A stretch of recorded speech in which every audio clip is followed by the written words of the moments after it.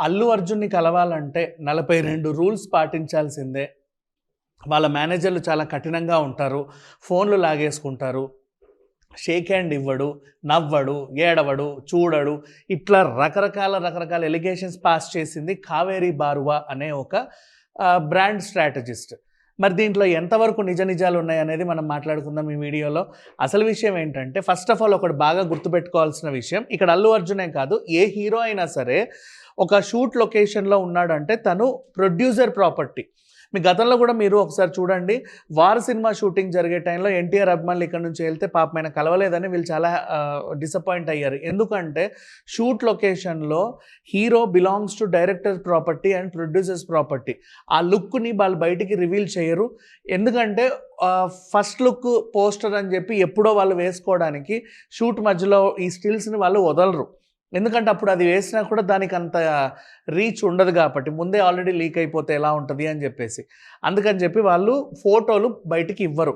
And ఎవరైనా సరే ఉత్సాహం చూపించి ఇట్లా తీశారనుకోండి, వద్దొద్దొద్దని చెప్తారు. ఎందుకంటే ఆ ప్రొడ్యూసర్ అంత ఖర్చు పెట్టేది అది ఆయన ప్రాపర్టీ బయటికి వెళ్ళకుండా ఏదో ఒక రోజు తను రిలీజ్ చేసుకోవడానికి, అది ఊరందరూ వచ్చి ఫోటోలు తీయడానికైతే కాదు.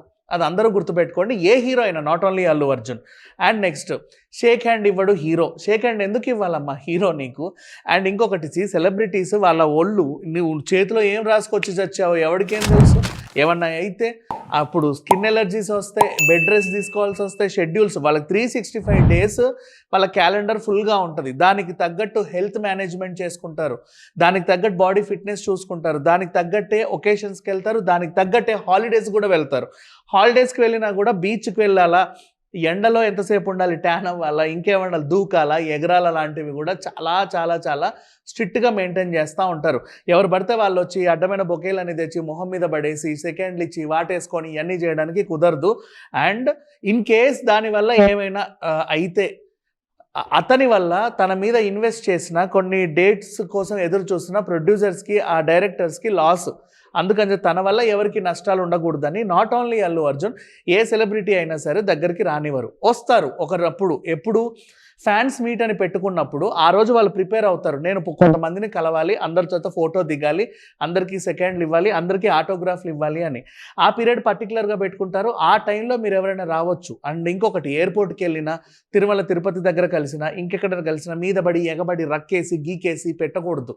ఎవరిదైనా సంతాప సభలకు వచ్చినా, ఏదైనా సమాధి దగ్గర పూలమాల వేయడానికి వచ్చినా, ఇంకెక్కడికి వచ్చినా మీద పడి రక్కొద్దు. అది బాగా గుర్తుపెట్టుకోండి. అండ్ నెక్స్ట్, షూటింగ్ లొకేషన్లో వాళ్ళు ఎందుకు అంత కఠినంగా ఉంటారు అంటే అదంతా కూడా పాపం ప్రొడ్యూసర్కి చెందినటువంటిది.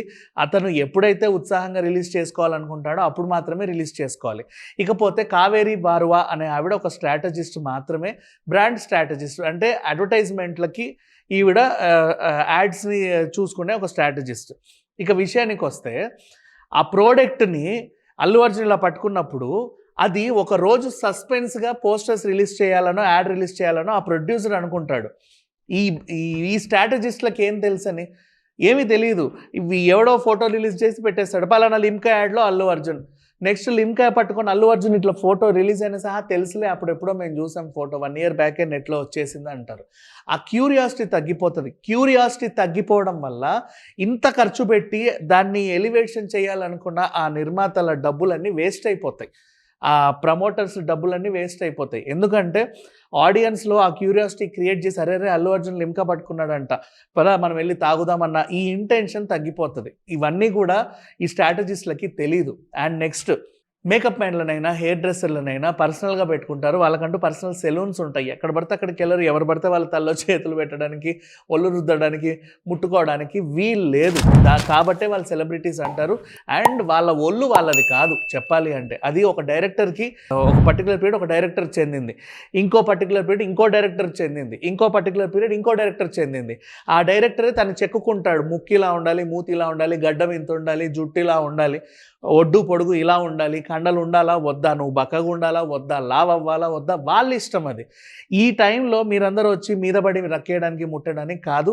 అభిమానం ఉంటుంది, అర్థం చేసుకోవచ్చు, కానీ ప్రతి స్టార్ మీదకి వెళ్ళి పడిపోవాలని కూడా లేదు. అండ్ షూట్ లొకేషన్లో మొబైల్స్ నాట్ అలౌడ్ 100%. ఎందుకంటే సినిమా రిలీజ్ అయిన తర్వాతే ఒక రోజుల్లోనే ఓటీటీలో వచ్చేస్తుంటే ఆ సినిమా మీద ఉన్న ఇదంతా పోతుంటే, షూటింగ్కి ముందే నువ్వు ఆయన లుక్కు, ముక్కు, మూతి, బూట్లు, చెవులు అన్నీ కూడా రిలీజ్ చేసి పడేస్తే ఇంకేముంటుంది చెప్పండి. ఈ స్ట్రాటజీస్లో అర్థం చేసుకోవాల్సిన విషయం ఇది. అండ్ 42 మేనేజ్ దాటుకొని వెళ్ళాలి. అవును, దాటుకొని వెళ్ళాలి, తప్పేంటి? ఎవరిని దాటుకొని వెళ్తే తప్పేంటి? డైరెక్ట్గా నువ్వు ఫోన్ చేయగానే నీకు అల్లు అర్జున్ వచ్చి హాయ్ కావేరి భార్గవ గారు, మీరు ఎప్పుడెప్పుడు ఫోన్ చేస్తారా అని ఎదురు చూస్తున్నాను, రండి ఎన్ని ఫోటోలు కొంటాను ఫోటోలు తీసుకొని తెరుచుకొని అయితే కూర్చోరు కదా. ఈవిడకి ఏదో పాడ్కాస్ట్లో వచ్చింది, ఆవిడ అభిప్రాయం ఆవిడ చెప్పింది, చూసేవాళ్ళు వాళ్ళకి నచ్చినట్టు కామెంట్లు చేస్తున్నారు. కానీ ఏది ప్రాక్టికల్, ఏది రియాలిటీ అనేది ఒక్కసారి గమనించండి. ప్రతి సెలబ్రిటీ అంతే, వాళ్ళ ఒళ్ళు వాళ్ళది కాదు, వాళ్ళ బాడీ వాళ్ళది కాదు, వాళ్ళ లుక్ వాళ్ళది కాదు, వాళ్ళకి ఎలాంటి అర్హత కూడా దానికి లేదు. ఎందుకంటే ఆ డే టు డేట్ వాళ్ళ ఆహార్యాన్ని వాళ్ళు ఆల్రెడీ ఎవరికో అమ్మేసుకుంటారు, వాళ్ళని చెక్కుకుంటారు, ఇలా ఉండాలి అలా ఉండాలి.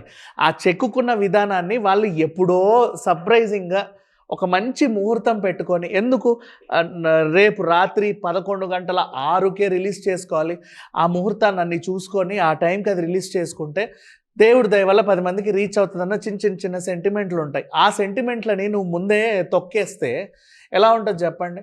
ఇప్పుడు ఫర్ ఎగ్జాంపుల్, దేవుడి హుండీ పోయింది అంటే ఎంతమంది మనోభావాలు దెబ్బతింటాయి. అయ్యో, నేను 101 రూపాయి వేసాను, నేను 116 వేసాను, నేను అది వేసాను, నేను ఉంగరం వేసాను, నేను ముక్కు పుడక వేసాను, మరి ఇప్పుడు హుండీ పోయిందంట అంటే నా మొక్కు దేవుడికి చేరలేదు కాబట్టి నాకు ఏమైపోతుందో అన్న భయం చాలామందిలో ఉంటుంది. ఉంటుందా ఉండదా? కామనే కదా. సో ఇది కూడా ఇలాంటి ప్రాసెస్ కిందకే వస్తుంది. వీళ్ళకి ఏంటంటే ఒక నిర్మాత ఒక టైంకి ఒక ముహూర్తం పెట్టుకొని దాన్ని రిలీజ్ చేయాలనుకుంటారు. ఈ లోపే దాన్ని అందరికీ సోషల్ మీడియాలో వైరల్ అవుతూ ఉంటే ఆ ముహూర్తానికి ఇది రిలీజ్ అయినా కూడా బాగా రీచ్ అవుతుందా లేదా అన్న భయం ఆ ప్రొడ్యూసర్కి ఉంటుంది. ప్రతి ఒక్కరికైనా సరే ముహూర్తం అంటే చాలా ఇంపార్టెంట్. అండ్ ఒక పాట రిలీజ్ చేసుకోవాలన్నా, ఒక గ్లిమ్స్ రిలీజ్ చేయాలన్నా, ట్రైలర్ టీజర్ రిలీజ్ చేయాలన్నా, ఏం చేయాలన్నా సరే ముందే ఒక డేట్ పెడతారు, దానికంటే ఒక ముహూర్తం ఫిక్స్ చేసుకుంటారు. అవన్నిటినీ కూడా మనం కాలరాయకూడదు. సో కావేరి భార్గవ గారు చేసినటువంటి ఈ స్టేట్మెంట్ ఎలా అవుతుందో, ఈ ఎలిగేషన్స్ ఏవైతే ఉన్నాయో, ఆల్రెడీ అల్లు అర్జున్ టీం వీళ్ళకి వార్నింగ్లు ఇచ్చారు. దీన్ని ఏమంటారు, పరువు నష్టం దావా కూడా వేశారు. అఫ్కోర్స్ దీనికే పరువు నష్టం దావా అంత అవసరం అంటే అవసరమే, రేపటి రోజు ఇంకొకరు వాక్కుండా ఉంటారు కదా. సెటిల్డ్ పీపుల్, ఎడ్యుకేటెడ్ పీపుల్ అంటే పర్వాలా. కాకపోతే ఏంటంటే కొంతమంది అదేంటిది చదువురాని వాళ్ళైనా, అరుగు మీద కూర్చొని జస్ట్ ముచ్చట్లు పెట్టుకునే వాళ్ళైనా, గాసిప్స్ని ఎక్కువ నమ్మే వాళ్ళైనా, ఊరికే తాగేసి మాట్లాడుకునే వాళ్ళైనా ఇవి నిజమేమో అని నమ్ముతారు. అమ్మో ఆయనకు అంత టెక్ ఎక్కువ అని. అప్పటి వరకు అభిమానించే ఆ హీరోని ఆయనకి ఏదో ఒళ్ళంతా పొగరంట అని చెప్పి పిచ్చిగా మాట్లాడుకుంటారు.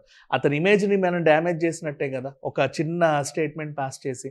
సో ఈ విషయాన్ని స్ట్రిక్ట్గా తీసుకుంటేనే నెక్స్ట్ టైం ఇంకొకరు ఇలాంటి స్టేట్మెంట్స్ చేయకుండా ఉంటారు, వాళ్ళ ఇమేజ్ డ్యామేజ్ అవ్వకుండా ఉంటుంది. అందుకనే అల్లు అర్జున్కి 2 తెలుగు రాష్ట్రాల్లో మంచి టీంని ఏర్పాటు చేసుకున్నాడు, ఫ్యాన్స్ అసోసియేషన్ టీము.